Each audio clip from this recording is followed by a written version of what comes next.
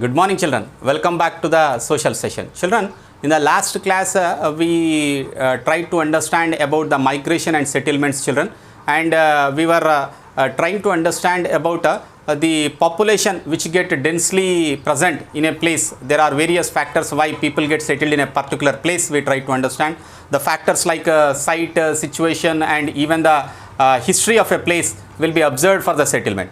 Today, let us look at the hierarchy of the Indian settlements generally from village to the mega cities, how the settlements change and what population is considered, if how much of population should be present to be called as a village and to be called as a mega city. Let us try to understand that settlement hierarchy today. So under that, let us see about the first one is the hamlet villages. Hamlet villages is a group of houses which is present in the boundary of a village. Those are called as hamlet villages, children. Hamlet, not omelette.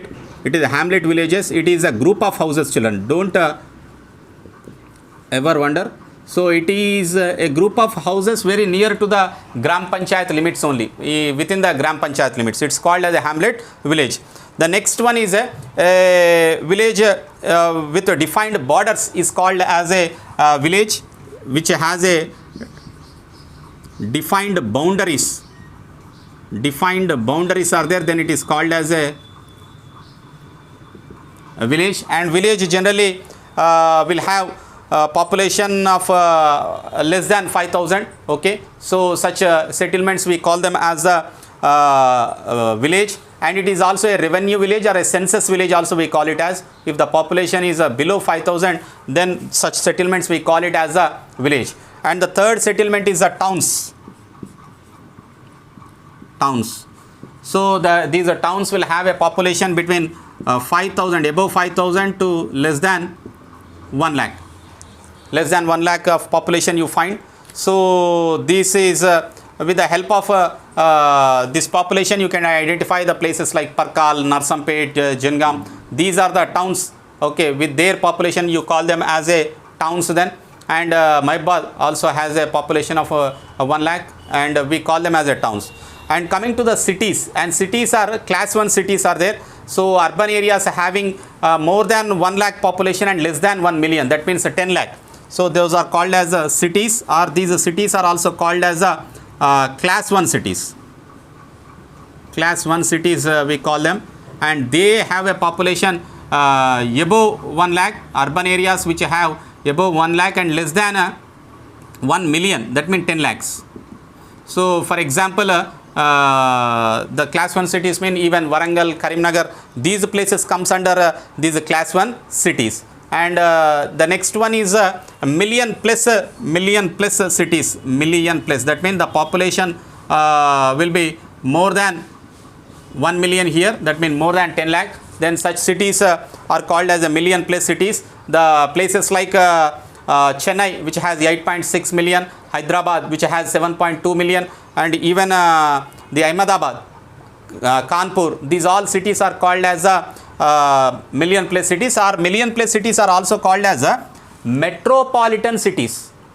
Even Hyderabad is also a metropolitan city. So metropolitan cities they are called as. And the bigger population, if you find the urban areas more than 10 million, if you find more than 10 million means 1 crore. If the population is more than 10 million, then such cities are called as mega cities. For example, Greater Mumbai is a mega city, and even the Delhi urban area is also a mega city. Kolkata is a mega city.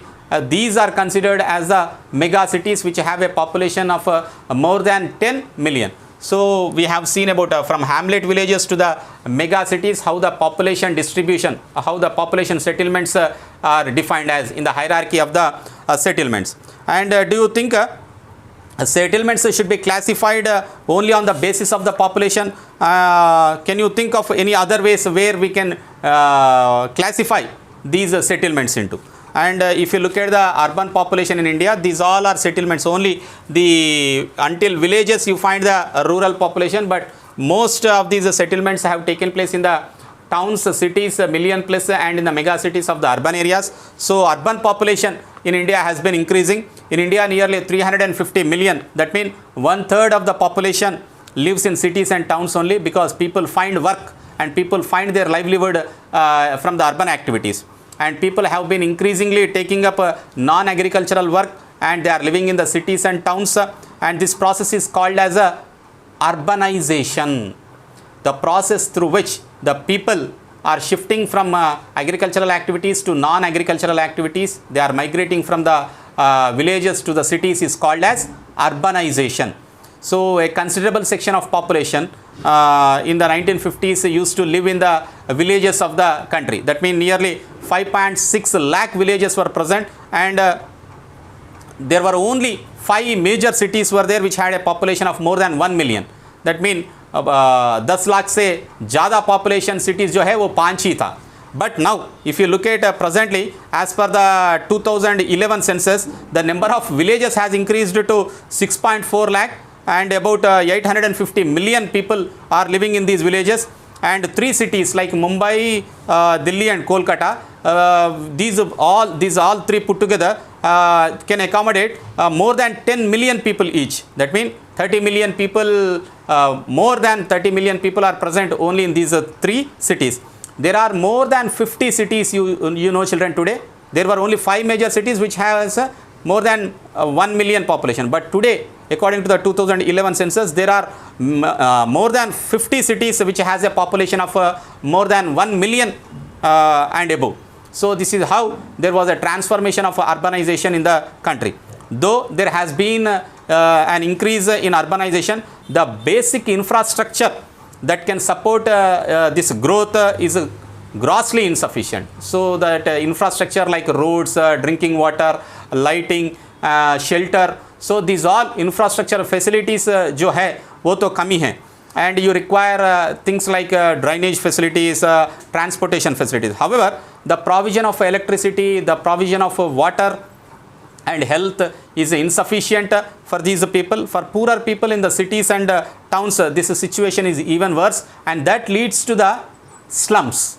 They live in slums. So how does this urban India contribute to the India's economic development and service sectors? We will see through the information technology and financial sectors in the next class, children. Thank you.